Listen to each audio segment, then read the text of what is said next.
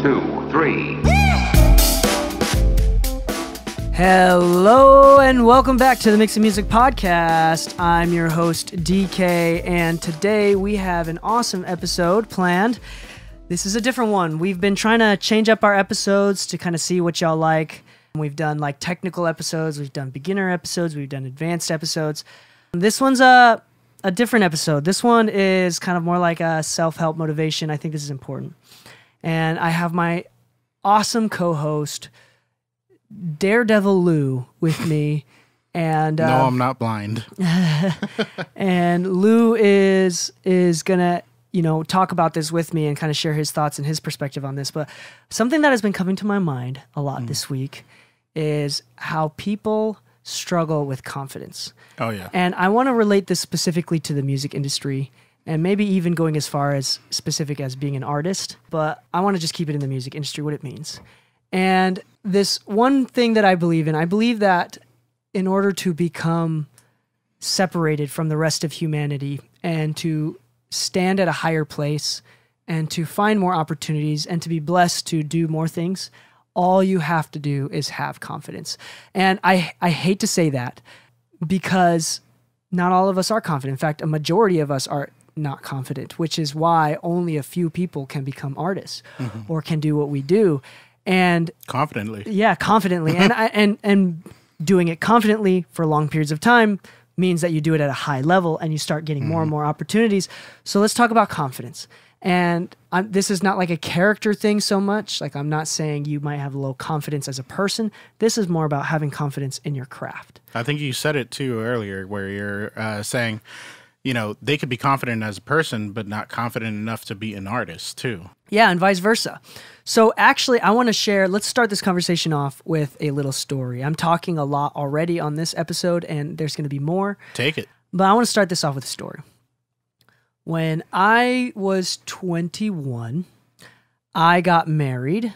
I was doing music a little bit before, but not at a professional level yet. And then I moved to Provo, Utah to consider my higher, to consider my, my higher education. That was when I was about 22, 23 or so that I moved to Utah. And when I was there, I started a band and my dream was to be a rock star. It ended up being one of America's few like kind of funk fusion pop bands. And it was a lot of fun. We had a lot of fun. I sang and wrote songs and produced everything. We won a competition at one point by the local radio station, the biggest radio station in Utah.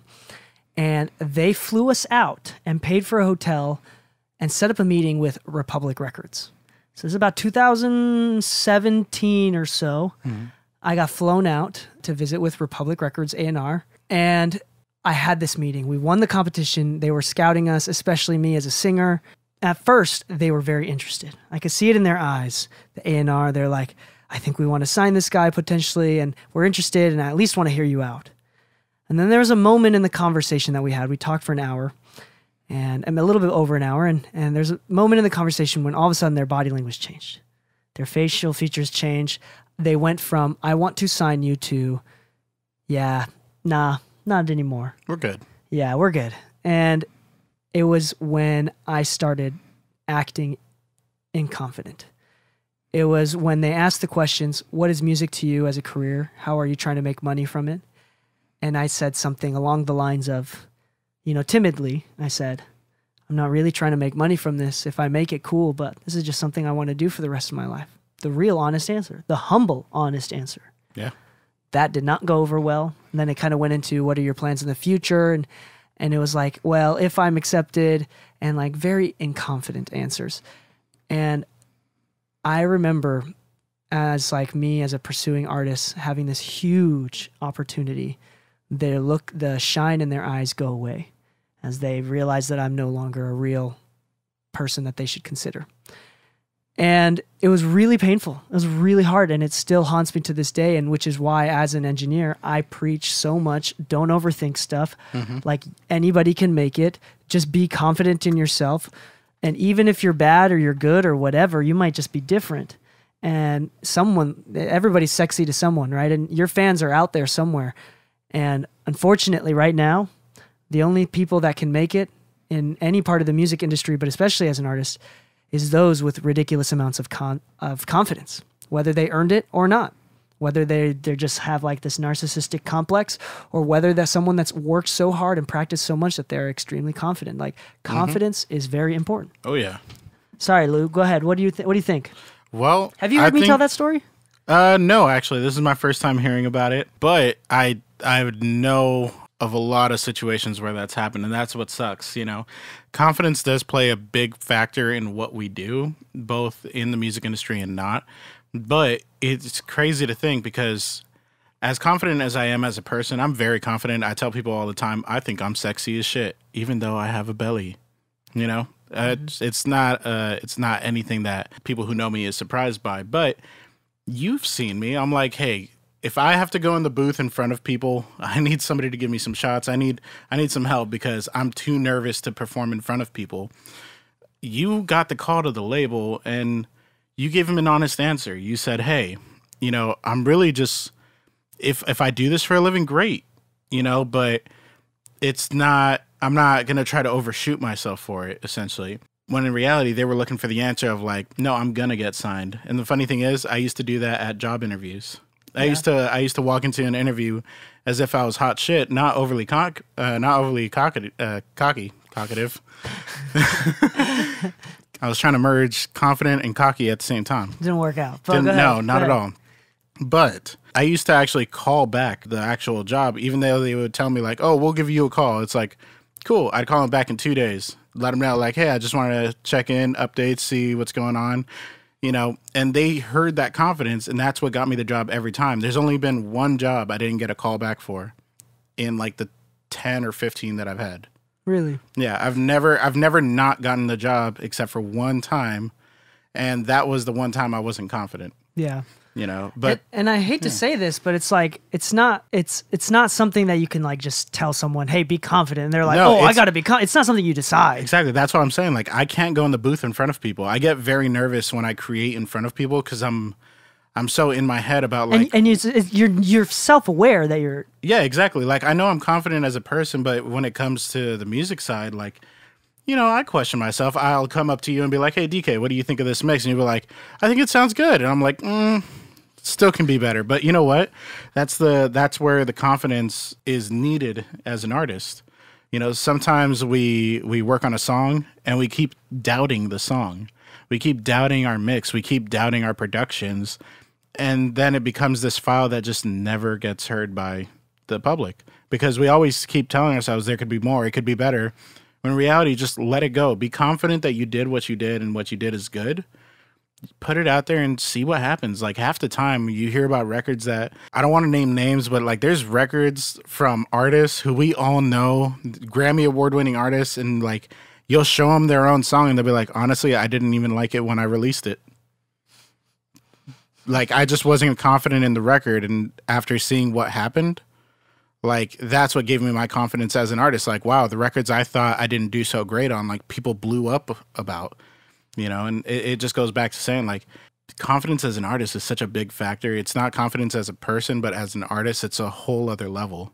Yeah, it is. And I want to say that this is like a sad thing, but also this is a good thing, especially because you can now become self-aware and realize this. But let's give a couple examples. Red Hot Chili Peppers, right? Yeah. They did the whole funk-based thing. If they were not confident that they were bringing a new sound, do you think that they would have been accepted and blown up? Rage Against the Machines. Rage Against the Machine. Let's talk about hip-hop. Let's talk about Soulja Boy and how corny that stuff was and how big it got. Yeah. And they had to play it off, like, really confidently. Oh, yeah. And it's not, and, like, anytime you interview these people, like, these big people, like, in the country or the rock or, like, the less big genres is probably more okay to be you. But in the pop world and the hip-hop world right now, in the R&B world, like, you as a personality, as an artist that the label is investing into, you have to be confident. What about that song? I still, to this day, think it's pretty corny. I don't know why everybody likes it, but sorry, Billy Ray. I know you're a great person and artist, but what was that? Old Town Road? Yeah, I really don't like that song, but you know what? Every time I saw them perform it, every time I saw the video, people are rocking with it so hard. Just because I don't like it doesn't mean that it's not great for the public. If your friends are telling you, I think you could have done that song better, but you really rock with it, go with your gut. Like, don't let them shoot down your confidence. And that's a great idea because it was received really well. It had a lot of plays and a lot of like. It's still doing really well. And I think partially is because they released it so confidently. Yeah, they have the marketing behind it, but like they wouldn't think about this. Here's something that I was telling my artist on my label the other day. If you thought you were gonna make it, like you're like, I have the sound, I will make it. It's just a matter of getting people to hear me and giving me a chance. Then every single penny and dollar you put into running ads anywhere, Instagram, Facebook, Google, would have been worth it, right? Yeah. It's a no-brainer. Yeah. If it's like, I'm going to put 100% of all of my savings into these ads campaigns and put 100% of my income, as much as I can expense, into these because every single new person that hears me is going to give me a chance, is worth it. Yep. But why don't we run ads? Why don't we release music? And this is not just for artists, this is for producers and engineers. Why don't you go out and start charging? Why don't you start charging high prices? Because we're not confident. Yeah.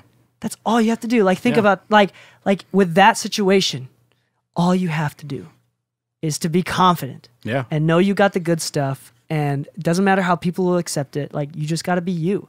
And when you're unapologetically you and you're confident, you'll win.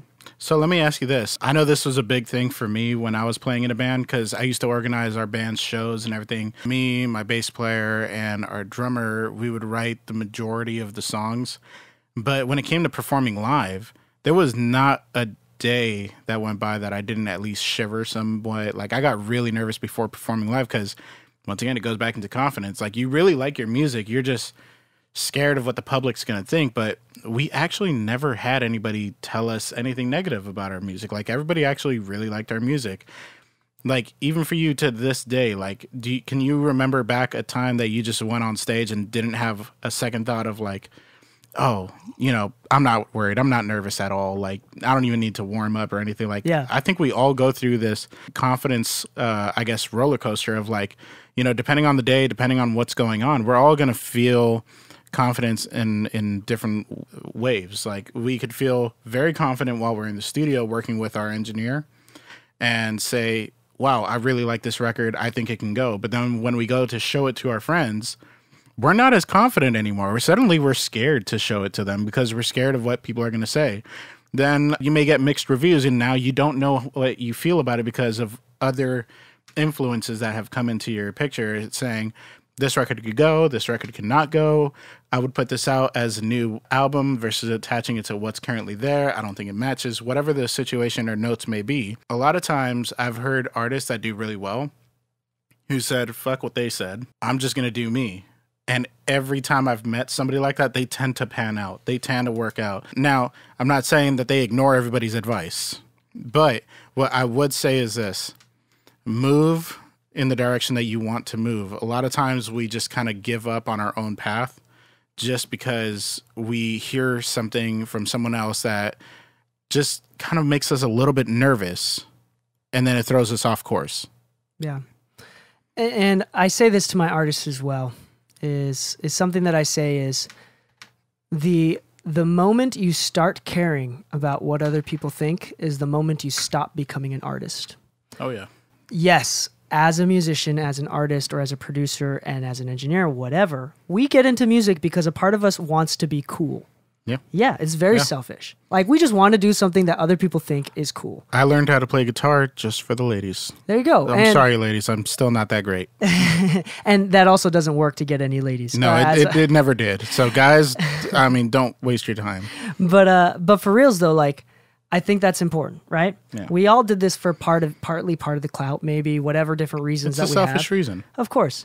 And at the same time, like, we need to have the confidence. Like, this is not, yes, there's selfish parts of it, but you need to be confident. You need to learn how to be better. You need to learn how to believe that you can be better. Like, a lot of that is hope. Hope comes into confidence, but you need to stop caring about what other people think. I've seen so many people blossom when they just learn that. Like, they literally learn to just block out what they need to block out. Like I tell everybody, take the information with a grain of salt, pick what you need, and move on. Yeah. So, yes, there will be people hating on you. Yes, you are exposing yourself. You're being vulnerable. Yeah. Yeah, you have to deal. It's like, to be an artist is resilience. Like, I know, especially at higher levels, for every album that an artist makes, there's usually about 80 to 120 songs written, right? Yeah. So at the very least, I do think that how can you expect to be able to write a song every single day, to be in the studio every single day, and to go on tour and to all have that dark cloud hanging over your head, knowing that you have to go back and record more songs and make more content, and realize that you're a bottomless pit of content that you got to be thinking of something new. Like, how can you do all of that stuff and manage all of that stress if you're worried about what other people think? Like, you can't. You can't afford it. And a label will never invest in you unless you can be confident. And I think that confidence is earned in two ways. One, the unfair way, which is your parents over-complimented you or whatever. Your life lessons, it's like borderline narcissistic, or you are narcissistic, which actually, in this sense, is not necessarily a bad thing. As an artist, you kind of have to be narcissistic a little bit. A lot of big artists tend to be a little weird. Yeah, and a little? That was nice. But the second way is to be so well practiced, to understand the craft so well that you're confident. Like, you don't have to be a naturally confident person to be an artist or a producer. You just have to learn how to be confident. And sometimes that's just through putting in the hours. Yeah.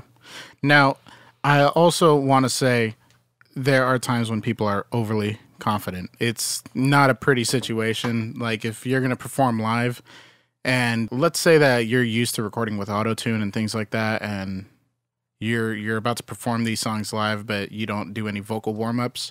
I really hope your performance is sold based on like how much energy you have as an artist versus like your singing chops, unless you really, really have good singing chops, because we've seen situations where, you know, you're so confident in what you're putting out that when you go to perform it live finally, you didn't actually prepare what you needed to prepare for the shows to be executed properly. You know, we see it all the time. You know, what happened to Mariah Carey? She pissed off an engineer and they released the untuned version of her vocals, and you're like listening to it and you're like, whoa, what happened here? And all of a sudden you see Mariah Carey in a new light.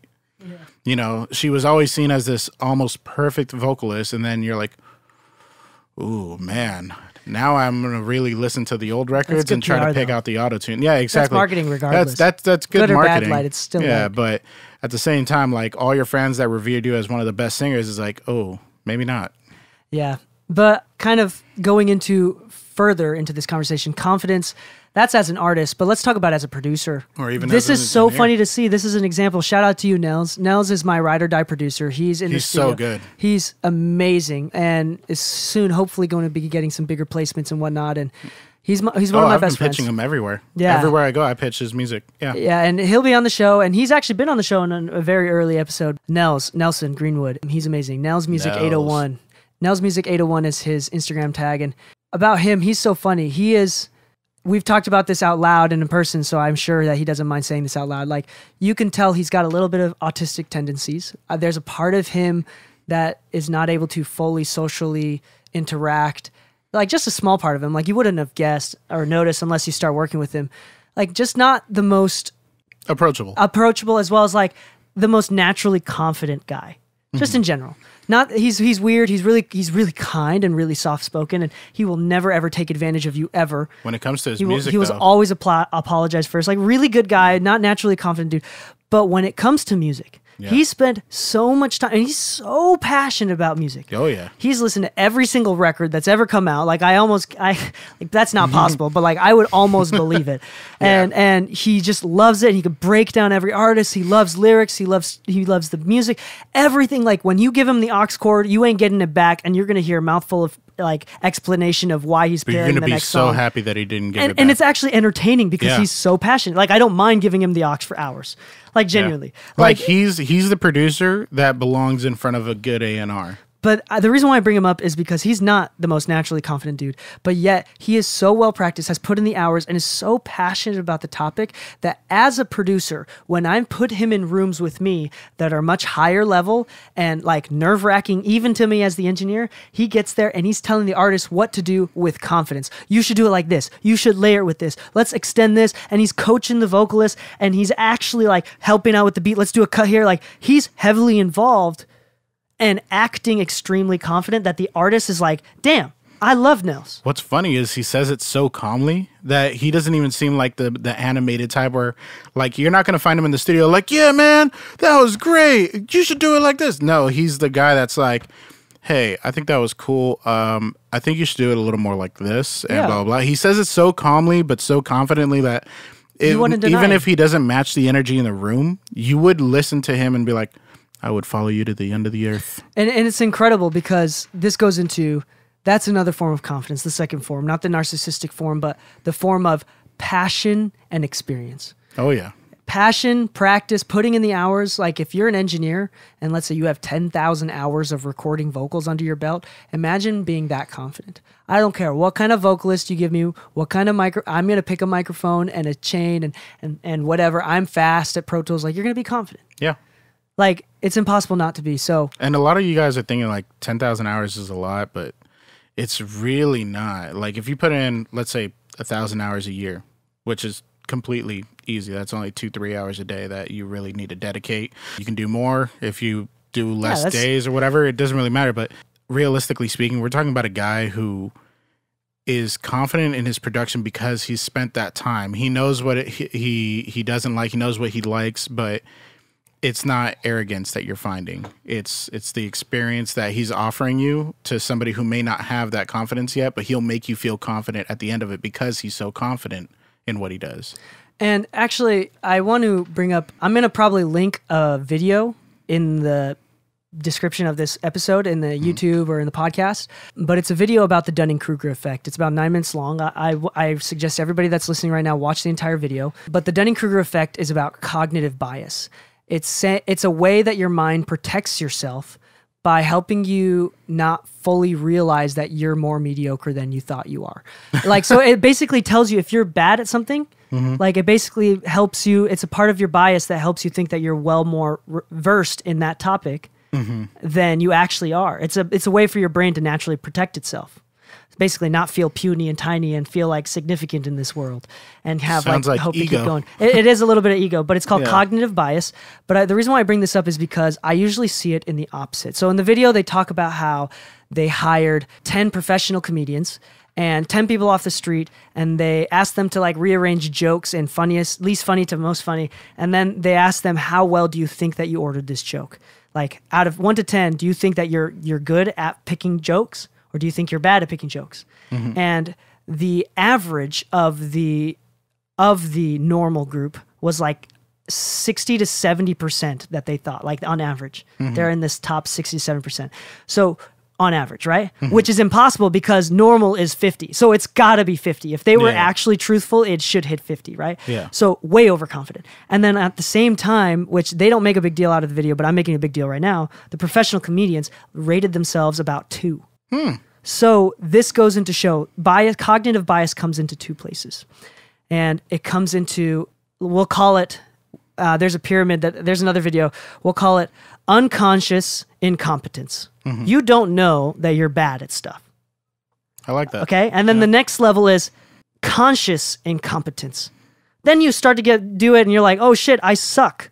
And then you start to realize it. Okay. And the actual pyramid, I forgot what this pyramid is called, is then unconscious competence. So you don't realize how good you are. And then the final level is conscious competence, which is you don't want to be around there too long, according to. But I think most people are stuck in the phase of unconscious competence. And especially if you're listening to this podcast and you've been doing this for a while, you've been doing music for a long time, you are probably in the camp of you are better than you realize, but you just not have yet come to terms with it. Or you need someone to tell you. For me, mixed with the masters and Leslie telling me that I'm good was the getting over the hump of starting to have self-confidence. Like, I think a lot of people are unconsciously competent. I think there's less people that are really bad that don't realize that they're bad than there are people that are really good that don't get the credit for it. And you are probably one of those people if you're listening. So on that note, please, like, it takes humility sometimes to understand you might be good. And but you should always ask for feedback. You should always be growing, because the problem with conscious competence, it usually puts people on a path of like placency, like, or not complacency. What is it? Complacent? Yeah, there it is. Yep. Complacency. And they're just fine with where they're at. They don't seek growth, and they start making mistakes because it becomes autonomous. Their body and mind is just doing it automatically. So, you know, they're not really doing it. So they're not getting better. So usually being unconscious competence is a really good spot. But anyway, that was a long rant. But the point is, confidence plays a huge part in what you do and how you make music and art, and is something that people need to think about. It is your duty to be confident. Yeah. Honestly, if you're working with an artist, and let's say you're coming from the engineer background, you're actually more likely to lose the client because you're not confident, you're asking too many questions, maybe you're not reacting fast enough to things. Sure, that plays a factor. But the reason we tend to scatter or lose our place in a session is because we just don't understand something.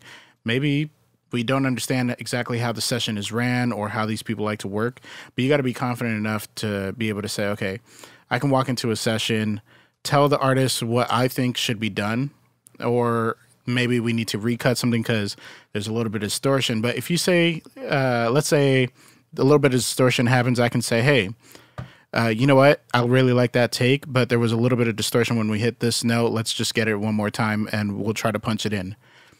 Cool. But if you say, hey, I think something was wrong here. I think I heard something. Let me listen back to it real quick. What do you think? Whenever you say that, they think less of you, not because you're doing anything wrong. It's because you're not confident in what you're doing. You're asking for feedback to the person who's paying you to confidently go about moving the session. So sometimes you got to be confident in saying, hey, you know what? I can do this better, or we need to redo that because it could sound better, this and that. A lot of people will respect you more. They'll want to book you more often. If you're an artist and you say, hey, I really like this song, I'm confident in it, but I'm hearing feedback saying, don't release it.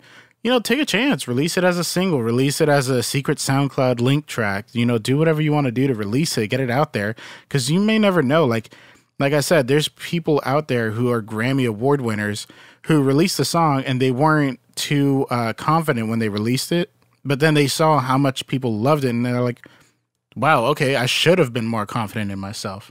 Yeah, absolutely. And on that note, we just want to wrap up and say, be confident. You earned it. You deserve it. Put in the hours if you need more confidence. Put in the time. Be healthy about it. And just remember that. On that note, happy mixing, my friends. Good luck with everything. Stay saucy. 1, 2, 3.